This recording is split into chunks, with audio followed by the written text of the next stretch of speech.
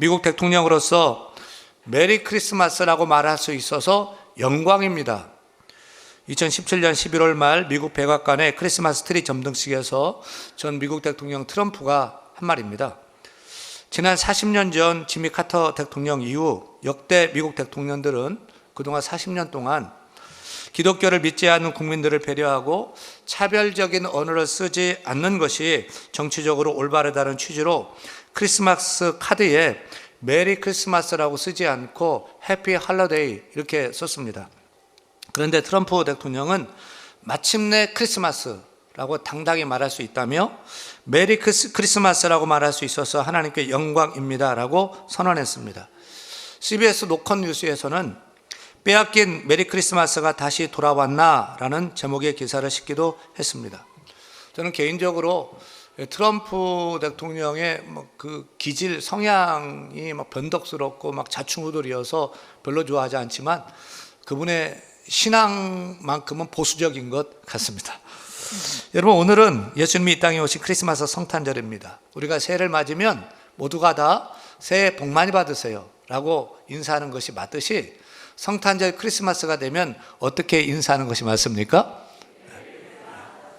메리 크리스마스를 당당하게 크게 우리가 외쳐야 됩니다. 우리 두 손 들고요, 높이 들고요, 당당하게 큰 소리로 메리 크리스마스, 메리 크리스마스, 한 번 더 메리 크리스마스, 즐거운 성탄 되세요. 상식 퀴즈입니다.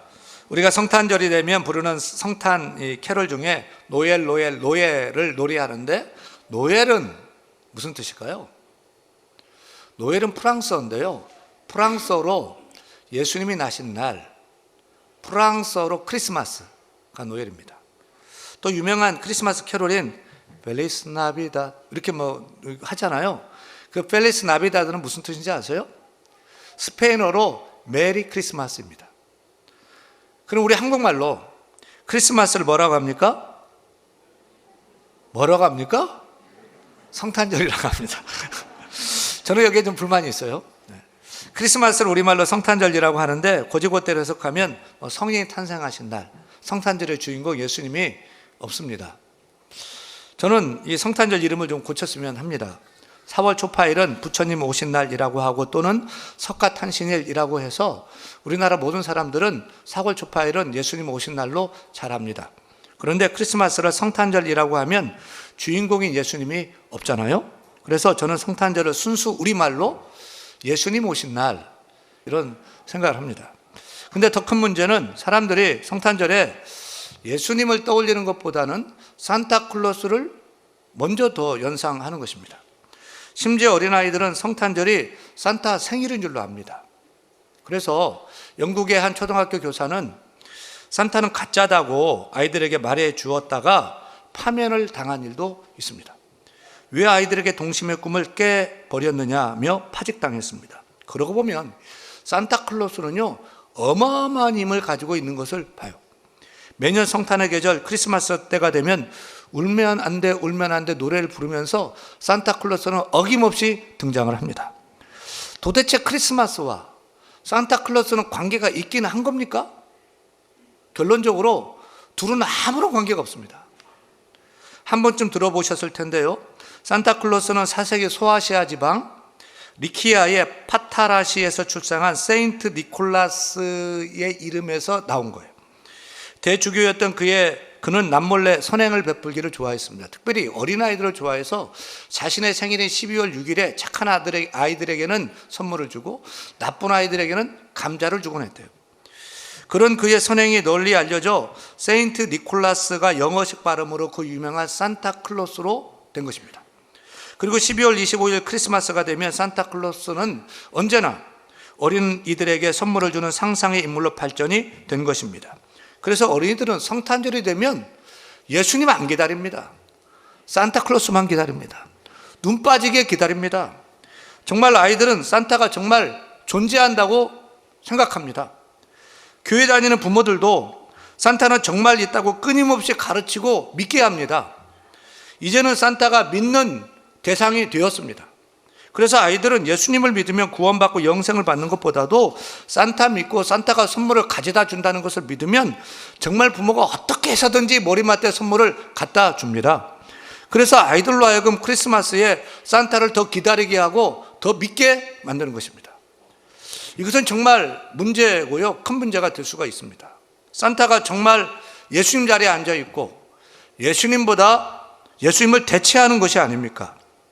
이런 의미에서 영어로 보니까 산타에서 N을 뒤로 빼니까 사탄이 되는 것은 우연일까요? 그냥 재미로만 볼 수 있을까요? 잠시 생각해 봐요. 정말 산타가 사탄이 될 수 있는 것을 생각해 봐요. 첫째, 산타가 하나님처럼 또 예수님처럼 전지전능하다는 것입니다. 캐롤 중에 울면 안 돼 산타 할아버지는 우는 아이에게 선물을 안 주신대 라는 노래를 잘 아시죠? 산타 할아버지는 알고 계신대. 누가 착하는지 누가 나쁘는지 다 알고 계신대. 이것은 산타클로스가 세상의 모든 아들의 행동 거지를 다 알고 보고 듣고 다 안다는 거예요. 다 안다는 것은 산타가 전지하다는 것이죠. 또 산타는 성탄 이브 하룻밤에 온 세상 아이들에게 선물을 다 갖다 줍니다. 이것은 산타가 전능하다는 것이 아닙니까? 하나님만이 전지전능하신데 산타가 전지전능한 것이라는 것이죠. 둘째는 산타는 무소부재합니다. 하룻밤에 세상에 있는 모든 아이들에게 선물을 나누어 줄 수 있는 것은 전능인 동시에 안 계시는 곳이 없이 어느 곳에나 다 계신다는 하나님의 무소부재성을 산타도 가졌다는 것이 아닙니까? 셋째, 산타의 영원성과 불변성입니다. 산타는 성탄절만 되면 산타는 어김없이 변함없이 아이들을 찾아옵니다. 산타는 늙지도 않습니다. 죽지도 않습니다. 영원합니다. 하나님의 영원성과 불변성처럼 산타도 영원하고 불변한 것 같습니다. 넷째, 산타가 오는 절기는 알지만 그때와 시는 잘 모릅니다. 예수님의 재림이 그러했잖아요. 예수님이 다시 오시는 것은 확실한데 그때와 시간은 하나님만 알지 아무도 모릅니다. 산타가 그래요. 크리스마스에 산타가 온다는 것은 다 알지만 아무도 산타가 언제 그때 오는 그때와 그 시는 아무도 모릅니다. 그래서 예수님께서 언제 올지 모르니 깨어 있으라고 했는데 아이들도 산타가 언제 올지 모르니 깨어 있지 않습니까? 다섯째, 산타는 심판자입니다. 산타는 누가 나쁜 애인지 착한 애인지 다 알고요, 잘잘못을 따지고 심판해요. 그리고 착한 애는 선물 주고 나쁜 애는 감자 주고 골탕 먹입니다. 다시 말하면 이 세상의 심판자는 오직 하나님 한 분뿐인데 산타가 지가 뭐라고 잘잘못을 따지고 심판하냐는 것입니다. 그래서 아이들은 산타에게 잘 보이려고 노력합니다. 울던 울음도 그칩니다. 산타를 기쁘게 하려고 착한 일, 좋은 일만 하려고 합니다. 여섯 번째, 산타는 원하는 좋은 선물을 주는 공급자라는 사실입니다. 야고보서 1장 7절에 보니까 각양 좋은 은사와 온전한 선물을 주시는 이는 하나님이십니다. 하나님은 예수 믿을 때 우리에게 공짜로 죄사함의 선물을 주시고 구원의 선물을 주시고 영생의 선물, 천국의 선물을 주십니다.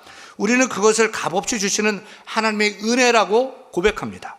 그런데 그 일을 산타가 다 합니다. 산타가 각양 좋은 선물 다 주는 공급자가 되어서 은혜의 하나님보다도 더 좋은 은혜의 산타로 그렇게 여김받게 되는 것입니다. 그런데 그 결정적인 문제는 어른들입니다. 어른들이 더합니다. 아니요, 어른들이 부추깁니다. 어른들이 아이들을 산타에게 막 데리고 옵니다. 예수님 시대에 어른들이 아이들을 예수님 앞에 데려왔듯이요. 어른들이 자기 아이들을 산타 앞으로 데려옵니다. 무섭다고 가지 않으려고 하면은 억지로라도 어떻게 해서든지 설득해가지고 산타 앞에 데려오고 무릎 위에 앉히고 같이 사진 찍고 산타의 존재를 믿게 만듭니다. 사실 아이들이 좀 크면 부모가 선물을 가져다 준다는 것을 다 알게 됩니다. 하지만 아이들은 선물을 받고 싶으니까 거짓인 줄 알면서도 계속 산타를 믿습니다. 아니, 믿는 척 해야 선물 받기 때문에 그렇게 믿는 척 합니다. 그러면 아이들이 자라면서 야, 믿는 것 별거 아니구나, 그냥 믿는 척 하면 되는 것이구나, 그렇게 산타를 믿는 척 하면 선물을 받듯이 예수님도 믿는 척 해도 축복을 받고 잘 살게 된다는 위선적인 신앙으로 발전할 수가 있는 것입니다. 여러분, 우리가 산타의 철자 한 자를 위치를 바꿨더니 사탄이 되는 것을 보았는데 정말 산타는 하나님의 자리에서 하나님을 대신하고 있지는 않습니까? 산타는 정말 예수님의 자리에서 예수님을 대신하고 예수님보다 더 높임 받고 있지는 않습니까? 성경의 사탄은 광명의 천사들로 가장해서 나타난다고 했는데 산타클로스가 정말 광명의 천사로 나타나고 있지는 않는지요? 사랑하는 여러분, 성경을 보십시다. 첫 번째 성탄절에 산타가 있습니까? 산타는 없습니다. 오직 예수님만 있습니다.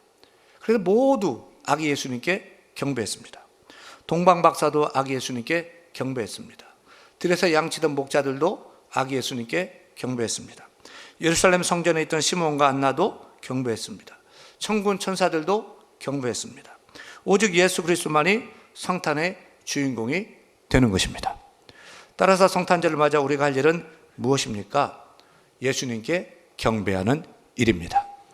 첫째도 예수님께 경배하는 일이고, 둘째도 예수님께 경배하는 일이고, 셋째도 예수님께 경배하는 일인 줄로 믿습니다. 이제 산타는 울려서 돌려보내야 됩니다. 우리를 위해 이 땅에 오신 아기 예수님께 우리의 마음과 뜻과 정성 다 다해서 기쁘다 구주 오셨네 라고 기뻐 찬양하며 영광 경배 돌리는 모든 성도가 다 되기를 축원합니다. 축원합니다. 우리 다 같이 오늘 본문 누가복음 2장 14절 말씀 같이 읽습니다. 지극히 높은 곳에서는 하나님께 영광이요 땅에서는 하나님이 기뻐하신 사람들 중에 평화로다. 이 말씀은 그냥 말씀이 아닙니다. 찬양입니다. 곡조가 있는 노래입니다. 누가 불렀죠? 13절 말씀 읽습니다. 호련히 수많은 천군이, 같이 읽습니다. 호련히 수많은 천군이 그 천사들과 함께 하나님을 찬송하여 이르되. 찬양을 전문으로 하는 천사들만 부른 것이 아닙니다. 천군도, 하나님의 군대 천사, 하나님의 천사 군대도 찬양했습니다. 천군이 몇 명인지, 천사가 몇 명인지, 그 성가대가 찬양단이 몇 명인지는 모르겠지만 천군 천사의 찬양됩니다. 성경은 수많은 천군 천사라고 했습니다. 예수님이 이 땅에 오셔 탄생하신 그 고요한 밤, 거룩한 밤에 누구 하나 반겨주지 않았습니다. 누구 하나 알아주지도 않았습니다. 축하하지도 않았습니다. 그런데 호련히 수많은 천군 천사가 찬양대가 되어 한 목소리로 예수님의 탄생을 축하하는 찬양을 높이 부른 것입니다. 1절은 지극히 높은 곳에서는 하나님께 영광이요, 2절은 땅에서는 하나님의 기뻐하시는 사람들 중에 평화로다. 아마도 번갈아 가며 교창을 했을 것입니다. 천군들이 지극히 높은 곳에서는 하나님께는 영광이요, 그러면 천사들이 받아서 땅에서는 하나님이 기뻐하신 사람들 중에 평화로다, 이렇게 주고받으면서 찬양을 했을 것 같습니다. 우리도 수많은 천군 천사들처럼 세상 앞에 또 교회 앞에 옆 사람에게 성탄의 축하 메시지를 보냅니다. 따라합니다. 하나님께 영광, 땅에는 평화. 하나님께 영광, 땅에는 평화. 우리 천군 같은 우리 남성들 큰 목소리로 하나님께 영광, 우리 여성들 아름다운 목소리로 땅에는 평화. 바꿔서 합니다. 우리 천군 같은 여성들이 하나님께 영광, 하나님께 영광. 아름다운 남성의 보이스로 땅에는 평화. 느끼하게 하십니까? 우리 다 같이 하나님께 영광, 땅에는 평화. 메리 크리스마스. 이게 성탄의 축복의 메시지인 줄로 믿습니다. 여러분, 남편들이 듣고 가장 기뻐하는 말은 무엇일까요? 여보, 당신 최고예요. 저긴 당신이 전부예요. 나는 시집 하나 잘 온 것 같아요. 당신 때문에 난 행복해요 라고 합니다. 그러면 아내들이 남편에게 듣고 싶어하는 말은 뭘까요? 당신은 왜 그렇게 예뻐? 어떻게 세월이 지날수록 더 예뻐져? 세상 여자 10트럭 다 갖다 줘도 트럭만 받지 당신하고는 안 받고, 나는 예쁜 당신 때문에 살아. 이렇게 남편과 아내는 서로 듣기 좋아하는 말로 격려하며 살아야 합니다. 그럼 우리 하나님이 가장 좋아하는 말은 무엇일까요? 따라합니다. 영광. 하나님께 영광. 영광은 하나님의 속성입니다.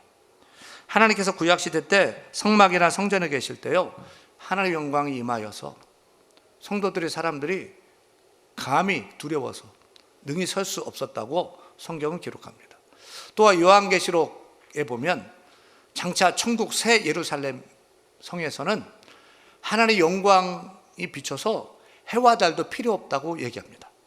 하나님의 영광 그 자체입니다. 이 시간 하나님의 그 놀라운 영광이 오늘 성탄 예배에 임하기를 축원합니다. 이렇게 하나님은 하나님 자신이 더할 나위 없이 영광스러운 분입니다. 하지만 하나님은 우리가 드리는 영광도 기뻐 받으시기를 원하십니다. 따라서 우리는 먹든지 마시든지 무엇을 하든지 하나님께 영광 돌리는 삶을 살아야 할 것입니다. 사실 우리가 하나님께 영광 돌릴 수 있는 가장 좋은 방법이 있어요. 뭔지 아세요? 하나님을 높이고 찬양하는 일입니다. 그래서 천군과 천사는 주의 이름을 높이며 기뻐 크게 찬양을 불렀습니다. 우리도 목소리를 높여 기쁨으로 하나님을 높이며 찬양해야 할 것입니다. 그는 하나님이 기뻐하시고요, 하나님의 영광을 받아 주십니다. 성탄의 사건은 바로 그렇게 하나님께 큰 영광을 돌리는 사건이었습니다. 요즘 재벌집 막내 아들이라는 TV 드라마가 핫합니다. 보셨습니까? 재밌습니다. 재벌 기업에서 개처럼 충성스럽게 일하던 그 순양가의 팀장 송중기가 진도준적인데요. 재벌 기업의 비밀 비자금 장부를 알게 되자 누군가 모르는 순양가의 가족에 의해서 제거가 됩니다. 죽게 돼요. 근데 그렇게 억울하게 죽은 송중기가 그 순양가의 재벌 막내 아들로 초등학생으로 다시 태어납니다. 놀라운 사실은 송중기가 그동안 살아왔던 40세쯤 되는데 살아왔던 30년의 그 모든 미래에 살았던 그 기억을 다 가지고 있어서 미래를 다 기억하는 거죠. 어렸을 때 태어났으니까. 그 미래의 그 지식 가지고 매일을 거듭할수록 순양가를 잘근잘근 복수하는 것이 너무 재미있어 사람들이 열광하고 있습니다. 그런데 보니까 예수님은 재벌집 막내 아들이 아니고 재벌집 외아들입니다. 독생자입니다. 독특하고 유일한 아들 독생자입니다. 그래서 하나님 나라가 다 예수님 거예요. 온 세상 만물이 다 예수님 것입니다. 그런데 하나님은 하나밖에 없는 그 독생자를 이 땅에 보내시고 이 땅에서 다시 태어나게 하셨어요. 하나님이 사람으로 태어나신 것입니다. 사랑 여러분, 이 우주에서 가장 큰 일이 있다면 바로 하나님이 죄인을 구하기 위해서 사람으로 오신 성육신 사건입니다.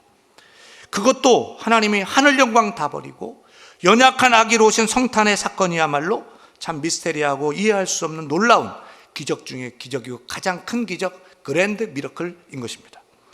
어떻게 하나님이 사람으로 태어나고 그것도 터미네이터 같은 초능력자 성체가 아닌 연약한 아기 예수로 보낸다는 말입니까?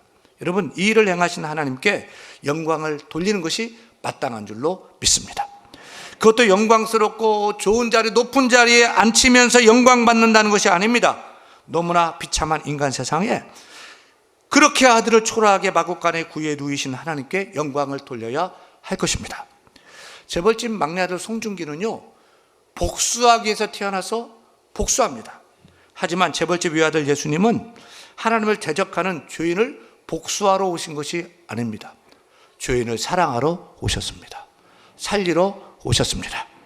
죄인을 죄에서 구원해서 영생을 선물로 주시고 하나님의 자녀로 삼으시고 천국 백성 삼기 위해서 오신 것입니다. 우리는 그런 놀라운 이해할 수 없는 사랑을 베푸신 하나님께 영광을 돌려야 할 것입니다. 또 그 일을 기쁨으로 순종함으로 이 땅에 오신 예수님께 또 영광을 돌려야 할 줄로 믿습니다. 사랑하는 여러분, 예수님이 오신 성탄절은 하나님이 인간으로 오셔서 우리를 죄에서 구원하시는 일을 시작하신 날인 줄 믿으시기를 축원합니다.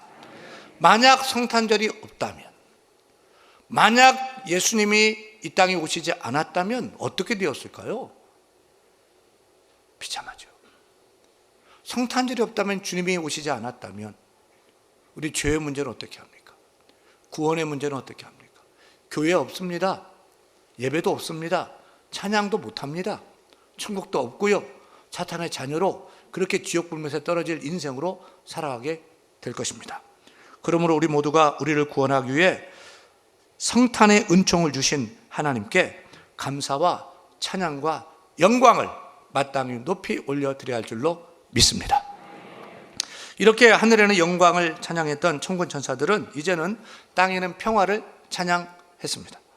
여러분, 예수님이 땅에 오심으로 드디어 하나님의 영광을 받게 되었고 땅 위에 사는 우리들에게는 평화가 임한 줄 믿으시기를 바랍니다. 왜냐하면 예수님이 이 땅에 평화를 전하기 위해서 오셨기 때문입니다. 인류의 첫 번째 인간이었던 아담과 하와가 지은 원죄 때문에 하나님과 인간의 관계가 깨어져서 반목하게 되었습니다. 그 결과 사람과 사람의 관계도 깨어졌습니다. 그래서 이 땅의 평화가 다 사라지고 미움과 시기, 전쟁과 다툼, 질투가 끊이지 않게 된 것입니다. 근데 예수님이 오셨어요. 십자가에서 죽으셨어요. 하나님과 인간 사이에 깨어진 그 관계에 막힌 담을 허시고 하나 되고 화목해 하시고 평화를 주셨어요. 평화, 평강, 샬롬은 하나님이 주시는 모든 축복의 총체를 의미합니다. 여러분, 인생과 가정에 가장 필요한 것은 무엇입니까? 돈입니까? 건강입니까? 아닙니다. 평화입니다. 부부간의 평화입니다. 부모와 자녀 간의 평화입니다. 형제 간의 평화입니다. 온 가족이 하나가 되는 것입니다. 우리 사회도 평화가 필요합니다.